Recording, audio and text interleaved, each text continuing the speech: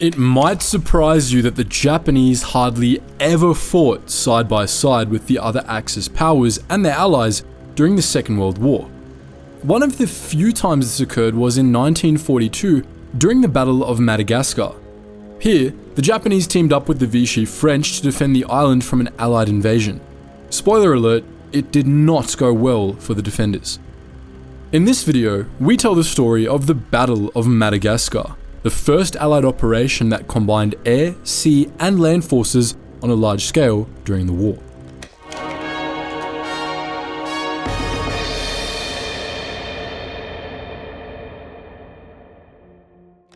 The island of Madagascar became a French colony in 1897. Some 40 years later, Hitler blitzkrieged his way into France proper, and on the 22nd of June 1940, the French surrendered. This essentially split the French into two camps, the Nazi collaborationist Vichy French under Marshal Philippe Pétain, and the Free French under Charles de Gaulle and his government in exile based in London.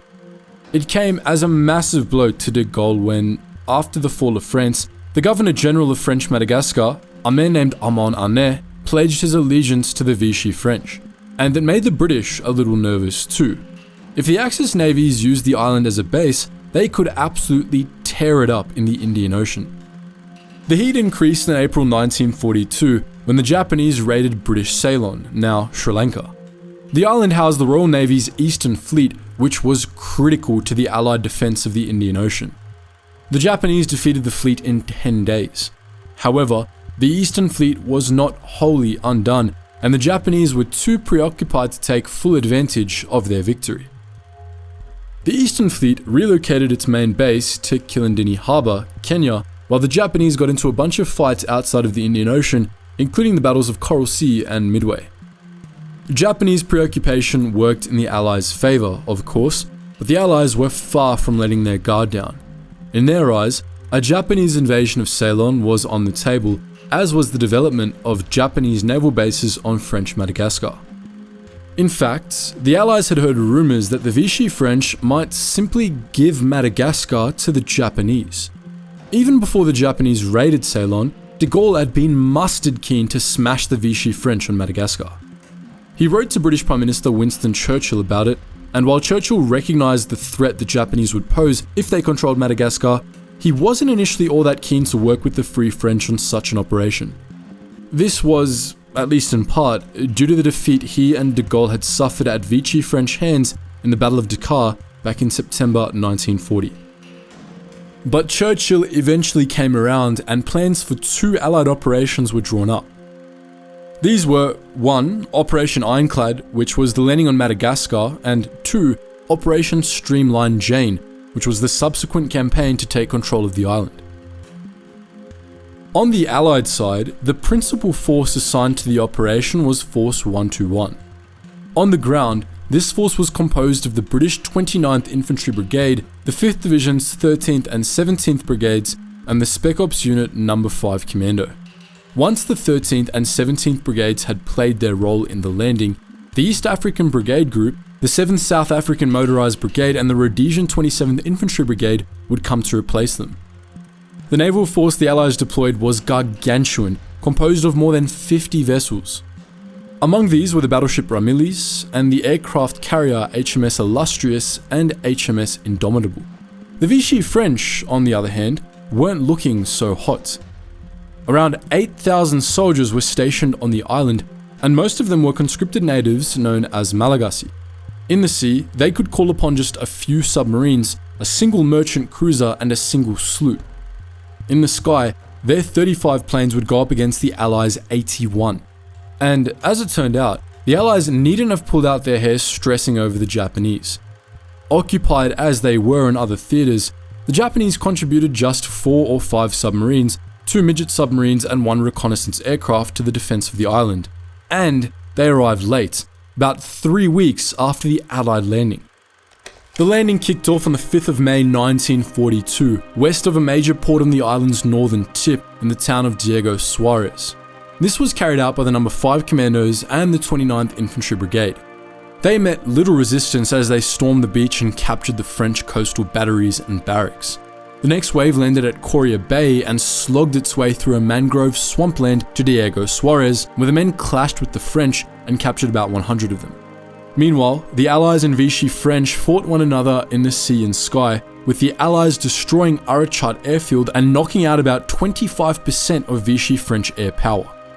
The 29th Infantry Brigade then fought its way to the naval base of Antisarane, where it ran into a heavily defended network of trenches, redoubts and pillboxes and lost much of its momentum.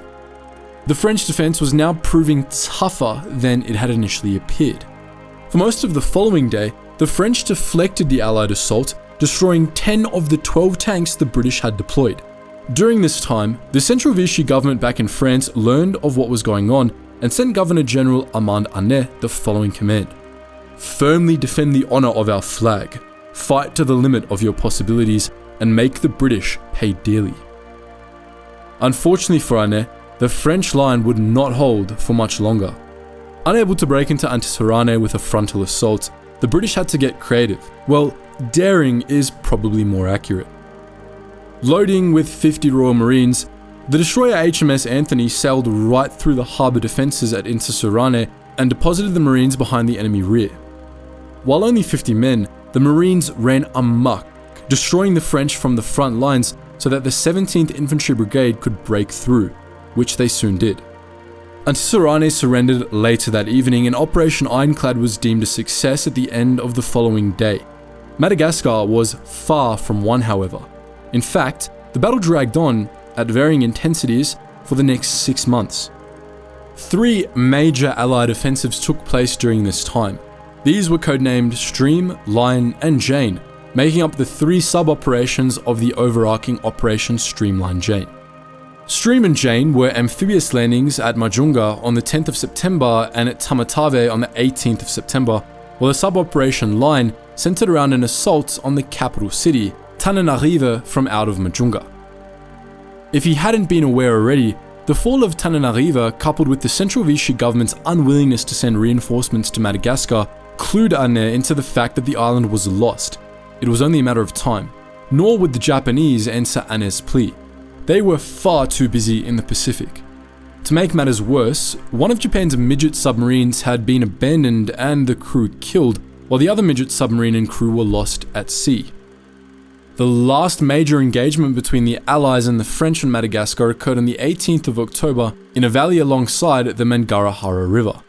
The King's African Rifles ambushed a force of Vichy troops and unmade them here, forcing the surrender of 800 men with 0 British casualties inflicted.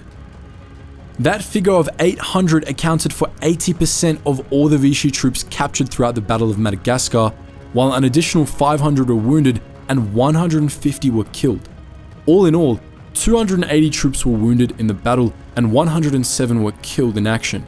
A further 108 succumbed to disease. Having been on the run since the fall of the capital in September, Anet threw in the towel on November 8th.